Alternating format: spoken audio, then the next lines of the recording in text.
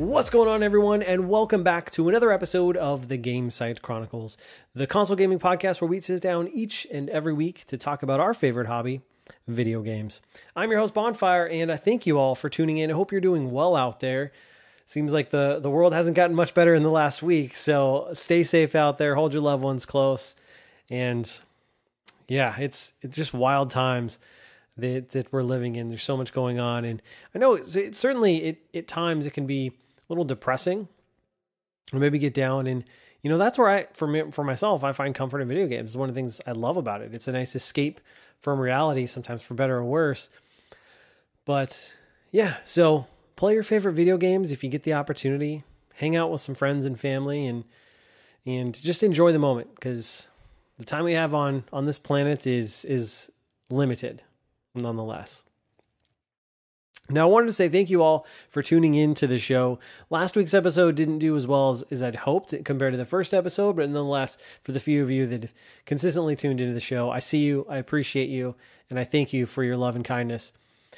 And one of the things I wanted to announce before we kind of get into anything is I was able to get the show up on Google Podcasts. So if that's your preferred podcast platform, you can be sure to download and subscribe to the show over on that platform. And the other thing I wanted to announce is we now have a consistent schedule for the podcast. So the new podcast episodes will go live on the podcast platforms distributed everywhere possible, I should say, every Monday mornings at 9 a.m. Pacific Standard Time. So that's when the new episodes will drop. So you now have something to look forward to as you get into your work week or whatever it is you do. Start your week off with a little video game Chronicles. And lastly, don't forget to support the show on Locals. If you haven't checked out Locals, I highly recommend you go check that website out. It's got an interesting story. It's a nice alternative to platforms like Patreon and stuff like that. So it's free to join. You can join the community. I encourage you to do so. I'd love to see you over there. So go head over to thegamesitechronicles.locals.com. Join the community, and if you'd like to support the show, you can certainly do so as well. There's lots of other content creators over there to check out too. I know there's plenty in gaming, there's some in politics, sports, etc. So check it out. It's pretty cool, and it's like I said, a great alternative. And then lastly, don't forget to follow the podcast on Twitter at Gamecite Podcast is the handle, and I will see you over there. Now this week we kind of got not as meaty of a show, because one of the things I want to do, and I've kind of decided to do for the podcast, is really each week let's hyper-focus it. Let's hyper-focus on a particular topic and really dive into it, rather than kind of inject news pieces here and there. And that leads me into another thing that I'm thinking about doing and launching in the coming weeks, maybe sooner than later, time permitting, is kind of a supplemental video series that I can do on YouTube and Rumble to support the podcast, and use that as a platform to kind of react to some of the news items that happens, maybe to kind of discuss topics that might not fit into more of a longer format like that we want to bring here in the podcast. So I've been thinking about that. If you have any thoughts on that, love to hear them. Let me know down in the comments. But for today, on this week's show, it's all going to be about From Software and the release of Elden Ring. The date of this recording, Elden Ring came out a week ago, and it seems to have taken the world by storm. So I kind of want to celebrate that as a Soulsborne fan myself. Talk a little bit about the game, though forewarning, I haven't played it just yet, and we'll get into that in just a second here. But I wanted to talk about that Elden Ring, a couple interesting things about its launch, as then dive into my ranking of the Soulsborne games. So that's what we're going to do here today, primarily, is go through how I would rank each of the 6 previous Soulsborne games from Software, excluding Elden Ring. But before we get into that, we've got to talk about what games we've been playing. So what games have I been playing? And really this past week, it's really only been one game, and that's Horizon Forbidden West. Anytime I get a free time to hop back into that game, that's what I do. I've been playing that game. And I didn't realize this on the PlayStation, that if you go to your profile in your games, you can actually, they have a timer for those games. And I don't know how accurate it is, but nonetheless, I think I'm around the 20-hour mark in Horizon Forbidden West, so maybe I overestimated my playtime last week. But a couple new things I wanted to touch on in this game. First and foremost, I just got to a point in the story, again, no spoilers, but got to the point in the story where I really kind of think I understand the main objective of the story in the game, and the main mission that you're trying to do. And there's been a couple of surprising moments, and it's getting really good. Like, I'm really excited to see where this story is going to go, how it's going to wrap up. And the other thing, there's just so much to do in this game. There's so many little side activities, side quests, and things like that. And I'm taking my time with this game and kind of going through those things, getting lost in the side activities. And, regarding the side quests, I gotta say, they're actually pretty interesting. Some games, open world games, have side quests and they're very fetch based, very boring. But for these ones, I gotta give them credit. There's some interesting characters that you meet, some interesting kind of objectives that you do, and some of them are more intriguing than others. But from what I've played thus far, I find them pretty interesting and enjoyable.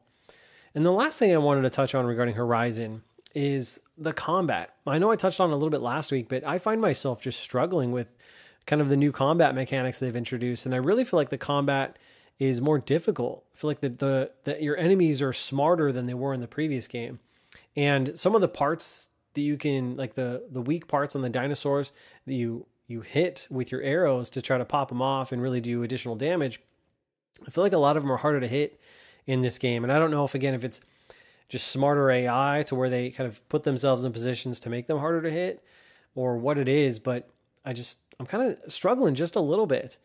I've died a couple times in certain areas where I've taken on enemies that I probably shouldn't have taken on.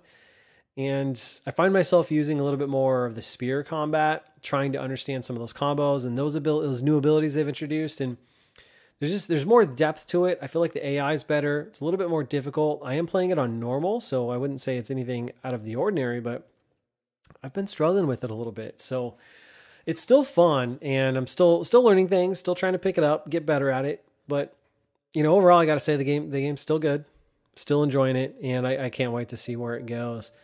So yeah, the other thing, I mentioned this last week, but I still got that itch for like a fantasy or some sort of JRPG game to dive into. And I've been kind of tossing back and forth. I was looking on the 3DS shop and kind of my Switch games to see if there's anything that tickled my fancy, but I haven't landed on anything just yet. I was also thinking about Suikoden 2 on my Vita, because I do have that classic game. I've never played it.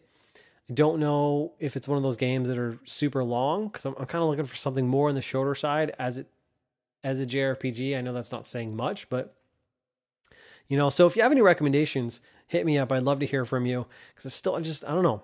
I kind of got an itch to play a JRPG. I don't know what it is. And so with that, let's get talking about Elden Ring. Elden Ring, I feel like it's just taken the world by storm. Everyone is talking about it. And mid last week, all the big streamers, content creators have already played it. Reviews are going out. They're streaming it. And when you look at those review scores, I gotta say, dude, those are some damn good review scores. Now, I haven't read any reviews per se, but I did peruse through some of the scores, and I'm seeing a lot of 9s and 10s. And that's really exciting. And especially when you see like 10s. I mean, usually if a game gets a 10 from like one of the main outlets, like an IGN or a GameSpot or something like that, that's usually a pretty good contender for Game of the Year. So it'll be interesting to kind of watch as this year goes by to see, will this game come through as Game of the Year? I don't know, but it's looking very promising. Now, again, I haven't played this game. I want to get through Horizon before I dive into Elden Ring. But one of the things I saw someone post on Twitter was a picture of all the Souls games, the Soulsborne games from Software, and their Metacritic scores. And they said that Elden Ring has the highest Metacritic score out of all the Souls games. And I thought that was really interesting. I was like, wow. Because, I mean, yes, I'm a Soulsborne fan, and I think all those games are really good. But with this being higher than all the rest of them, to me, that says something. So I looked at it. I pulled them up. I went to Metacritic, and I pulled up all the Metacritic scores. And indeed, Elden Ring has the highest Metacritic score. So I'm going to go through them here real quick to share them, because I found this really interesting. So I pulled up all of the Soulsborne games, their Metacritic scores. I did it because Metacritic you can do kind of by platform, and sometimes scores vary between like an Xbox and PlayStation version. So I pulled all the PlayStation versions, and we'll go through them. So starting with Elden Ring on PS5, that has a Metacritic score of 97, which is phenomenal. Like that's ridiculous. And then you have Demon Souls on the PS5. That has a Metacritic score of 92, and its PS3 original has a Metacritic score of 89. And then Dark Souls on PS3 is sitting at an 89, so the original Dark Souls version. And then the remastered version, I thought this was interesting, on PS4 is at an 84. So really interesting that the remastered version is a little bit lower from a Metacritic perspective. Dark Souls 2 on PS3, the original one, has sitting at a 91. And the PS4 version, when it was ported over, is sitting at an 87. So pretty interesting stuff there. And it's really interesting, too, that Dark Souls 2 is higher than Dark Souls from a Metacritic perspective. And then Dark Souls 3 on PS4 is at an 89. And then Bloodborne on PS4 is at a 92. So the highest behind Elden Ring. Tied with Demon Souls PS5, if you consider that one. And then lastly, Sekiro for the PS4 is sitting at a 90. So indeed, when you take all of these and even both the original versions and the ports and remasters, Elden Ring is the highest Metacritic score of all the Soulsborne games from Software. From Software, yeah. So I just think that's crazy, and that's kind of a neat little piece of information that I didn't know. So I don't know. I think that's really cool, and I think that's telling of the game. It looks really promising. For me, I've kind of been on media blackout for this game because I already knew I was going to buy the game. You know, once it was announced, a new From Software game, kind of on the same, looks very similar to Dark Souls, kind of in the same format, presumably. Yeah, I don't need to see much of the game to know I'm gonna buy this game and pick it up. That's a no-brainer for me. And so while I have seen a few of the trailers, once they kind of re-announced it, I think last year, saw the Game Awards trailer. I didn't do any of the network tests they had over kind of, I think it was early fall or late summer last year that they did. I didn't even try to get into those. I didn't really bother with it. And I haven't really watched any streams. Even when the network test was going on, I didn't really watch. I watched maybe a little bit of a stream just to check it out. But since the game's been released, I haven't watched any live streams or Twitch gameplay of it, because for me, I want to go in as fresh as possible. And I try to do this with games I'm really excited about and like I'm already sold on. I don't need to be sold or see kind of gameplay to know what I'm getting. I just want to go in full blind. And I feel like it's harder to do that these days than it used to be, just with so much coverage on games and things like that. But I want to go in blind. So I've kind of been media blackout for this game, but it looks awesome. And it also sounds massive, super long, super big. So we'll see. I'm really excited for it to dive into it though, but I got to beat Horizon first. That's the goal here. The last thing I want to touch on about Elden Ring is I did pick up the collector's edition. It's I get collector's editions for games that I'm super hyped about, super excited, and want to support the developers for. So I got the collector's edition. I opened it, I think it was yesterday or the other day, and it's freaking dope, dude. Like it is awesome. It comes with this statue, like a really nice statue. And it's a statue of, I don't know the character's name, but it's like the main character that's in kind of the trailers and the box art and stuff, with that golden helmet and the kind of golden arm. So whatever that character is, it's a statue of her. I'm assuming it's a her. And she's got the long sword. So it's really dope. And it actually comes in a really cool box that by the time this goes up, I'll have posted a picture on Twitter so you can check it out there. But the box it comes in kind of opens up like French doors, and then it has this cool background in there. So if you wanted to display it in that box, you can do so with some kind of cool scenery with it. So it's really, really cool. It comes with also a steelbook. I will say the steelbook isn't that nice. Actually, the one you get from Best Buy, if you buy the game from Best Buy, you can get a steelbook from them, like an exclusive steelbook. That one's much cooler. So if you are interested in that, check it out. Then you get a really nice art book, very nice looking art book. And lastly, obviously, I can get like a digital soundtrack or something like that. But for me, I mostly get the collector's editions for, I'm looking for that nice statue to display in the office. And man, it looks awesome. And it's sitting right now up next to my Dark Souls 3, a couple of my Dark Souls kind of level of the shelf, where it's just a bunch of Dark Souls stuff and Bloodborne. So it's pretty freaking dope, dude. I'm really excited. I can't wait to dive into this game and probably just rage. But Elden Ring, man, it's taken the world by storm. And that's why I thought it'd be fun this week to spend the episode and rank the Soulsborne games. So let's move on and get right into that. Now, I do want to preface this before we get into my rankings, that this is just my opinion, and it's based on my experiences with the game. And I actually played these games in a rather unconventional order, I would say. And so to provide some context about that, I actually started with Bloodborne. That was my first full entry into the Soulsborne games. Now, I did play the original Demon Souls on PS3 shortly back when that originally came out, because I borrowed it from a friend because I thought this game looked really interesting. And I'd heard kind of murmurs of this game being like super, super difficult, and the fact that you die, you have to start all over. I thought that was really interesting. So I borrowed it from him just to try it out. I didn't get very far. I didn't understand how this game worked. And I made it, I think, to the spider boss in that game. And I just remember thinking to myself, like, what the hell is this game? Like, this is hard. And once I got to the spider boss, I had no idea what to do or how to beat that boss. So that's when I jumped out and was like, no, not for me. And I never jumped back into those games because I just remember hearing how hard they were. And I was like, I just don't think I can do that until Bloodborne. So I started with Bloodborne. Then I played Dark Souls 2.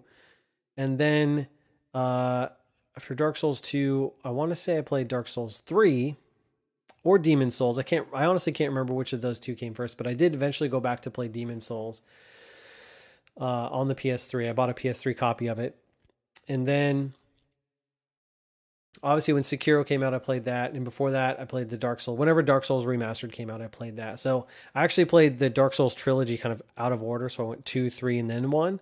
Which is really interesting. But nonetheless, I kind of entered into these games and played through them in I would say, a rather unconventional order. And that certainly, I think, has impacted how I'm going to rank these. So, with that said, let's dive into my ranking of the Soulsborne games. I'm going to do this in descending order, starting with 6 all the way up to my number 1. So at number 6, we're going to start with, which I guess is the bottom of the pack, if you will, even though I still think it's a great game. That's Dark Souls 2. And this one's probably not a surprise. I think this one kind of sits at the bottom with a lot of Souls fans. And, you know, it's funny because Dark Souls 2 is kind of this redheaded stepchild, I feel like, of all of the Souls games. It's just kind of the one that's the least talked about.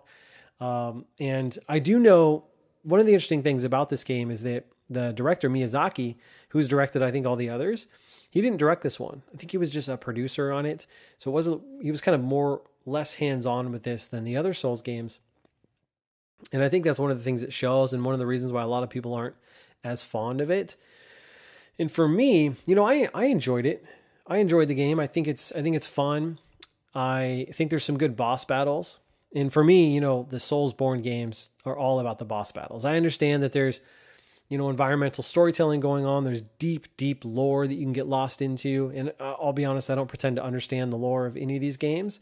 Maybe very surface level, but my satisfaction and enjoyment from these games comes from the exploration as well as those boss battles. Like, I love the satisfaction of beating those boss battles.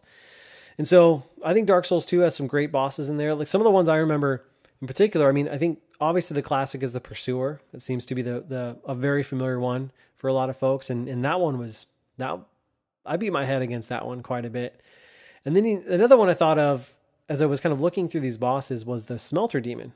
I thought that one was tough for me, and it was a good one. But, you know, I think Dark Souls 2, I think it's a good game. I think it's better than I think a lot of people give credit for.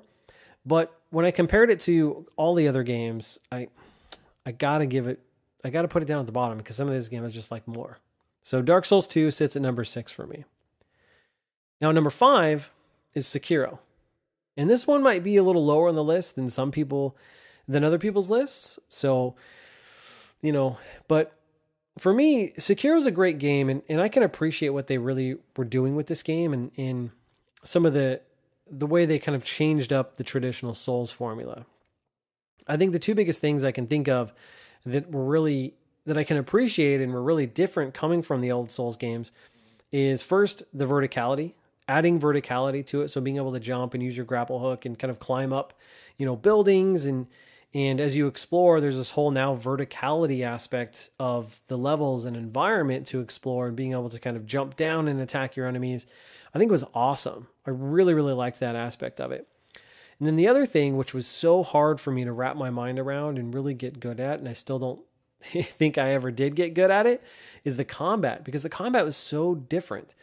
Now, for me, when I play Souls games, I tend to play more aggressive, offensive, I should say. And I try to be very nimble and agile and kind of dodge around attacks and then, be aggressive that way. I know some players like to play a little tank and, shield block stuff. But for me, I want to dodge around and attack quickly. And with Sekiro, you can't. I don't think you have to get good at blocking. You have to get good at parrying. And there was some sort of a stamina meter. I forget what it's actually called. Let me look it up real quick. It is, one second. Posture. That's what it is. Posture. So you have the posture mechanic. And if you break an enemy's or boss's posture, then you have ample opportunity to attack or do significant damage to them. And that mechanic was really tough. And getting good at parrying, blocking, timing, all that stuff was really, really tough. And you kind of had to be more defensive with this game rather than offensive. And coming from those other games, I just felt like it was almost a troll from Software to do that. And it made it very difficult, I think, for a lot of players, myself included. But I can appreciate what they did. And, looking back, I was looking back through some of the bosses to call out that I really enjoyed. There's so many good ones. And I just kind of reminiscing on this game. I kind of want to go back and replay it at some point. But a couple that stand out, I think a classic for a lot of people is the Guardian Ape. And unfortunately for me, I had the surprise of that boss battle spoiled for me. But nonetheless, that's a pretty epic battle. And then the Great Shinobi Owl, that's the boss battle that probably drove me insane. That one was so hard for me. Like, that is a very, very difficult boss, in my opinion. And then the last boss, which I think is the Ishin, the sword giant. I don't know if that's actually the last boss, but I mean the last boss in the game, is such an epic boss battle. I think it's a great atmosphere, good environment, and it's just so awesome. And so Sekiro to me is a very good game. It's just, again, when I compare it to the other games, I had no choice but to kind of put it lower on the list. And keep in mind, Sekiro won Game of the Year in 2019. And so I think that's telling. That says something. And another interesting thing that I always forget is Activision published it. And that's now owned by Microsoft, which is just wild to think about. But nonetheless, number 5 is Sekiro for me. Now, number 4 is Demon Souls, the original Demon Souls. And this game, it's funny because, when you go and you play this game, you can kind of see the foundation that was laid out that we now know as Dark Souls. And I remember when this game came out, it didn't really do much for a lot of people it wasn't until Dark Souls came out that this kind of new genre was born and really caught fire with everyone. But if you go back and play Demon Souls, there's a lot of greatness there, and it's fun to play. And now I haven't played the PS5 version, the remaster or the remake. Maybe it's a remake version. But I've heard it's a beautiful looking game, arguably one of the best looking PS5 games still to this date. Now, I picked the game up on launch day with my PS5, but I just haven't found time to play it yet. And I want to. I certainly do, because it does look awesome. And every piece of gameplay I've seen from that version just looks absolutely incredible. And, one of the things I liked most about Demon Souls is actually the level structure and how they laid it out into kind of these, I think it's 5 different worlds that you can go visit. And then there's kind of like sub-worlds within them to go through. So I actually really liked that kind of level structure and that layout. And I would love to see them. It'd be awesome if they did a sequel to Demon Souls, though I don't think we'll ever get that. I mean, who knows now with Blue Point kind of having some chops. They've got their hands on the Demon Souls code. And I mean, you never know. I don't think it'll ever come from Software. I'm pretty sure PlayStation owns that IP. So, but I would love to see another Souls-like game to kind of take on that level structure. I thought it worked really well. And there's some good boss battles, and there's some classics like I think it's the Iron Giant, and and stuff like that. But the one boss battle that sticks out to me the most, that anytime I think about Demon Souls, I think about this one, is, I'm pretty sure the name is the False King Alliance. And it's one of the last boss battles in the game. And that one was just so epic. I remember kind of going in like the top of this castle, and then you fight this dude, and it's a epic moment, and really difficult boss battle too. But it was just so memorable for me, and that's really how I remember that game. But Demon Souls is great. Again, if you like Souls games or want to experience kind of the original, kind of where this all started from, I highly recommend when you pick it up, or at least try it out. And the nice thing is, last week we talked about game preservation. So now you no longer need to own a PS3 to play Demon Souls. You can get a PS5. I mean, assuming you can find one. I know they're still scarce out there, but it's nice to see it being brought to modern hardware to a certain degree, and more people can have access and enjoy that game and play it. So that's pretty cool. And then moving on at number 3 is Dark Souls, the original Dark Souls. Now, I never played the PS3 or 360 version of Dark Souls. And I didn't play that obviously when it came out. We talked about that just a little bit ago. So my experience with the game was only through the remastered version. And I played through that on PS4. And, Dark Souls, I get it. Having played through that game as I was playing through it, I was like, okay, I get it. I get why people just fell in love with this game. I get why it kind of lit the world on fire and now kind of really created this brand new subgenre of video games. And it's so good.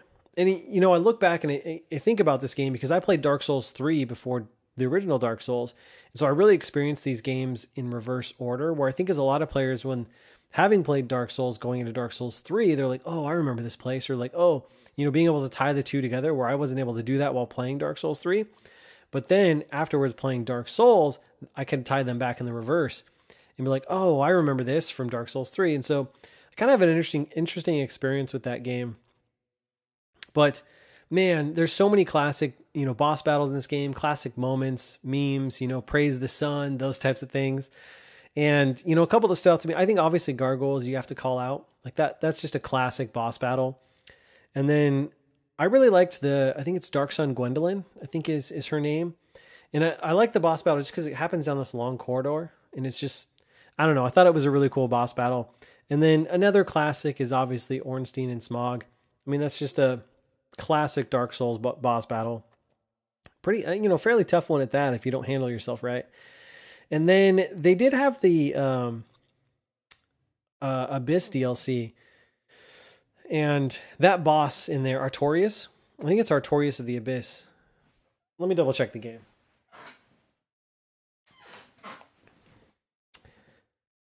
Got the game here. Yeah, the Artorias of the Abyss DLC. And when you actually face Artorias, that boss battle is awesome. That's such a cool character. And I actually have a little figurine of him with the rest of my Dark Souls stuff because he's so cool looking. And it's just classic. But that's a really good boss battle too. And a decent DLC too. So Dark Souls, it's a great game. I think it's a classic game. It's nice that the PS4 remastered version exists, and you can even get it on Switch. And also, that reminds me, do you guys remember the amiibo, the Praise the Sun amiibo that came out? Yeah, that was pretty dope. So you can play it on Switch, which is kind of cool if you want to play Dark Souls on the go and get pissed off wherever you are. But, I like Dark Souls. I think it's a good game. And, it ranks at number 3 on my list. That only leaves 2 left. And after this next one, you're going to know it's my number 1. But and number 2 for me is Dark Souls 3. And I loved Dark Souls 3. I liked how more modern it plays compared to the original Dark Souls and Dark Souls 2. Like, I just feel like there's slight tweaks to your movement and the combat and stuff like that that make it just feel a little better. And I remember I just fell in love with this game. I think it's great. I will say the one thing I'm disappointed in myself in is I have not played the DLC. I think there's I can't remember if there's 1 or 2 DLCs, but I haven't played any of them for this game. And it's funny because I actually bought like the Fire Edition of Dark Souls 3 on the Xbox, because at the time the Xbox One X version ran at 60 FPS, whereas the PS4 didn't have that PS4 Pro patch. So I never got to it. Haven't played them. I would love to go back to it and get to that DLC at some point. But for me, like, there's just some memorable bosses in this game that just makes me love this game so much. And I think of the Abyss Watchers. That's a really cool boss battle. Happens fairly early in the game. And then I really like the Dancer of Boreal Valley. That lady was just so cool. The way she looks, the way she kind of moves, and is very kind of elegant in her attacks and stuff like that. But I struggled with that one for a little bit, and it's just a really cool boss battle. But the one that sticks out to me the most, and the reason why this game is so high on my list, is the Nameless King. And that boss battle is just incredible. It's truly an awesome boss battle. And to this day, I think it's the hardest boss out of all the Souls games I've played. And I think it's probably one of the coolest boss battles I've ever done. And I'm pretty sure I posted a video of my victory over the Nameless King on my YouTube channel if you want to check it out. And actually, I think some of my Bloodborne and Dark Souls 2 boss battles, when I streamed those on Twitch, or there's some VODs of that as well if you're so inclined to check that out. But the Nameless King is awesome because you enter these big doors and you're kind of in this clouded area where the ground is just clouds. And then all of a sudden, this dragon flies over you with the Nameless King on top of it. You know, such an epic entrance, and then lands. And then that's when the boss battle begins. So you have to beat the dragon, then you have to beat the Nameless King, and that's how you prove victorious. And I spent like 2 hours straight just getting so upset with this guy. Could not beat him. I think I took a break. I eventually came back and did beat him, but my goodness, that is such an epic boss battle, and I loved it so much. And again, that's one of the reasons why this game is so high on the list for me. But I really think Dark Souls 3 is great. I think it's a good game. And I would love to, like I said, I would love to go back and play the DLC. And actually, I kind of want to go back and play all of these again. But it's just, where do you find the time? You know what I mean? And with that, leaves only one game left. My number one, my top ranked game, favorite game of the Soulsborne games, which is Bloodborne. I love Bloodborne. I absolutely adore this game. And yes, it's the first game I played in the series, but it's just my favorite. And I think this game is absolutely phenomenal. I think it's one of the best PS4 games on the platform. It's so good. I love the aesthetic, like the gothic Victorian settings. I love the kind of faster combat. I think there's so many great bosses in Bloodborne, and I've played through this game multiple times, and it's just, man, I don't know. This game just has a special place in my heart. It just really captured me in a way that so few games actually do. And I think it's really great. And, you know, one of the things I'm super sad about is that we've never gotten a sequel to Bloodborne. Now, I know Bloodborne 2 has kind of been rumored out there a couple different times over the years, but we still don't have a sequel. I think Sony still owns the IP for Bloodborne, but I don't think From Software again is interested in kind of doing another exclusive or a sequel to Bloodborne unless it was multi-platform for them. So I conceivably maybe the only way we could get a Bloodborne 2 is maybe if someone like Bluepoint, who's now under Sony as a first-party studio, maybe takes the reins and kind of does something. But then, you know, without that Miyazaki From Software touch, you know, do you still get a good product? I don't know. I don't know the answer to that. But man, Bloodborne is just freaking awesome. Bloodborne is a game I streamed on Twitch. You know, there's some VODs of that, and it's just, you know, a couple of memorable boss battles for that I just absolutely loved. Like obviously you gotta talk about Father Gascon. Is it Gasconi or Gasconi? I don't know how you actually pronounce that, but that is an iconic boss battle. I actually like the Vicar Amelia, which is pretty early on in the game, and honestly a fairly easy boss battle, but I think it's a really cool boss. And then Shadow of Yharnam really sticks out to me in kind of fighting those dudes in the Forbidden Forest, or I think it's Forbidden Woods, I believe it is. And then Rom, the spider, I think is just an iconic. It's not like a crazy hard boss battle or anything like that, but just an iconic and really unique boss battle. And just, I think most of them are really good. And, you know, the thing with Bloodborne for me is I was never really interested in this game. Again, I mentioned kind of earlier in the show, my history, I played a little bit of Demon Souls, and that was it. And I never kind of skipped all the Souls games up until coming into Bloodborne. And the first PAX West I ever went to, which is in 2014, That's when they had, a big Bloodborne display and you can go and try the game. And the line was always super long, so I never tried it out. But I remember looking at it and thinking like, man, I think that's one of those really, hard Dark Souls-like games. Like, I don't know if it's for me, but it looks interesting. And so I ended up waiting until it was released. And when it was released, I started watching a couple streams of it because there was a lot of buzz and noise around the game.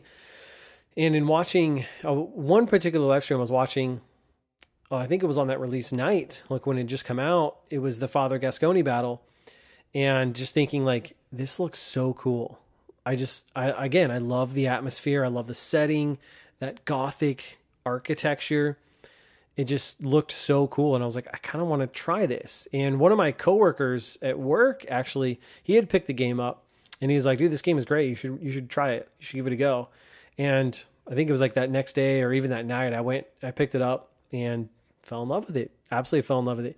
And also, I got to say the DLC for Bloodborne is just fucking awesome. Like, it is so good. And I don't normally play DLC, like expansion packs or anything like that. But the Old Hunters DLC for Bloodborne is so damn good. And there's so many good bosses in there. I think there's 5 in total. But 3, I think, are just standout. So Ludwig, that boss is really, really difficult. And so great, and it's really cool when you get his weapon. And then Lady Maria in the clock tower, like that not only is she a really cool character, but the boss battle setting like in that clock tower, and then as you approach her, she's like in that throne or the chair, and it's so good. And then the last one that I think this is actually the last boss of the DLC is the Orphan of Kos or KOS. I don't know how you say that. And that one was really, really tough. I remember streaming that, trying to beat that boss multiple times. And it was just so difficult, but such a great boss battle. And I don't know, man. I don't know what more I can say about Bloodborne except that I adore this game. It is literally one of my favorite games of all time. And actually, a little funny side story about Bloodborne. So back in the day, around this time, 2015, 2016 time frame, PlayStation used to have some really cool, unique items on the PlayStation Store. And I don't know if they still do. I don't think they do. But they used to sell like lithograph posters of various games. And I saw they had some Bloodborne ones that went up. And the one I really wanted, I can't remember exactly what it was, but I ended up picking up one of the Forbidden Woods. And so it's got the hunt. I'm looking at it right now. It's the only poster hung up in my office. And it's got the hunter kind of in the background. He's looking at that windmill, and it's just this lithograph, and it says Bloodborne at the bottom. And it's so dope. I actually need to get a better frame of it because could you use a little love on the frame, but the poster's so cool. But I remember ordering it and then getting it, I want to say like a month or two later, opening the poster and then seeing number 2 out of 300 on it and just thinking like, this is awesome. Like, so cool. It's like one of my favorite items that I own that's in my office. And it's so cool to think that like I have the second print out of 300 of these posters about my favorite game. So I don't know. It's really, really cool. So I love Bloodborne. It's my favorite game. It's my favorite Soulsborne game, and I think it's the best out of all of them. I'd love to see a sequel that I don't think we'll ever get one. I do think Bloodborne will actually eventually make its way to PC though. I would not be surprised about that, and I'm actually really surprised we haven't seen like a 60 FPS patch on PS5 come out. I wonder if there's something going on between PlayStation and From Software that's kind of preventing that, or I don't know. Maybe there's something going on there, but only time will tell on that one. And actually, as I kind of think about it, maybe they're going to do some sort of director's cut version, like a day and date release with PC, so the PC version of Bloodborne, and then a director's cut version like they've done with Death Stranding, like they've done with a couple of the like Uncharted 4 and that Legacy collection, as well as Ghost of Tsushima. So maybe they'll do something like that, and that's where they'll add DualSense support, 60 FPS, 4K, all that good stuff. It'll have the Old Hunters DLC. I don't know, maybe. And you know what? I would gladly pay $70 for that just because I love that game so much. But that's all I got for you guys today. That's the show. That's my ranking of the Dark Souls games. And let me know what you think about it. So hit me up in the comments. And also, again, don't forget to rate, subscribe, and comment on the podcast on whatever platform you're listening on to. It certainly helps the show, and I really do appreciate the support. I hope you guys stay safe out there. Hope you guys enjoy the show. And until next time, I'm Bonfire, and I will see you online.